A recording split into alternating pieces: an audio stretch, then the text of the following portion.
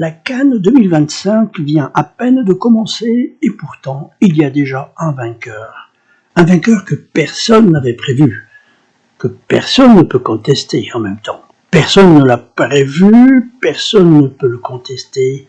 Il joue pour tout le monde, mais il joue sans coach et sans maillot.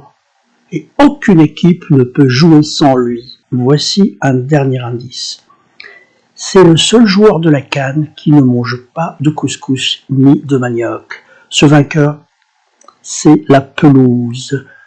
Et voici comment il a gagné le titre de champion d'Afrique au premier jour de la Cannes. 21 décembre donc, la Cannes démarre. Le match d'ouverture oppose les Lions de l'Atlas à la vaillante sélection des îles Comores.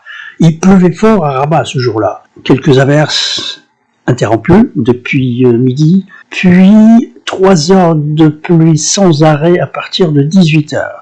Au final, c'est 15 mm de pluie et un taux d'humidité à 100%. Dans ces conditions-là, une pelouse normale aurait pris un sale coup. Mais pas cette pelouse-là, parce que justement, elle n'est pas normale.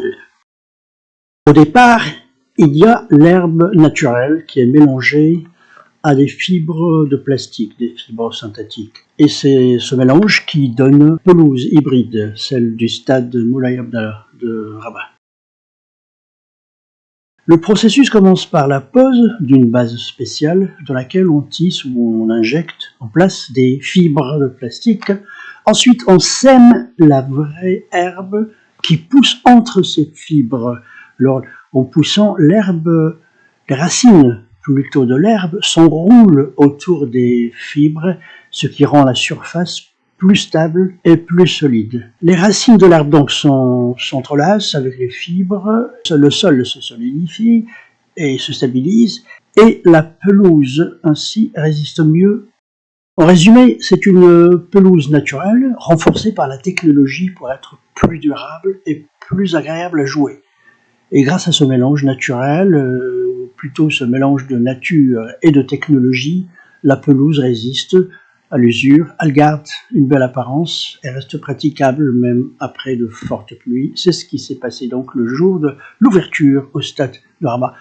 La pelouse est restée intacte, sèche et jouable.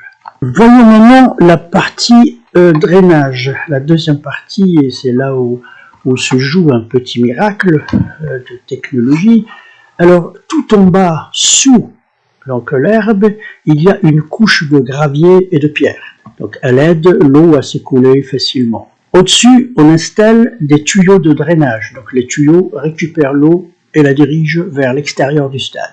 Et là où vraiment le tour devient vraiment un tour de force, c'est que cette même eau va servir par la suite à irriguer le gazon. Donc il n'y a rien qui se perd dans le processus. Ensuite, on ajoute une couche de sable spécial.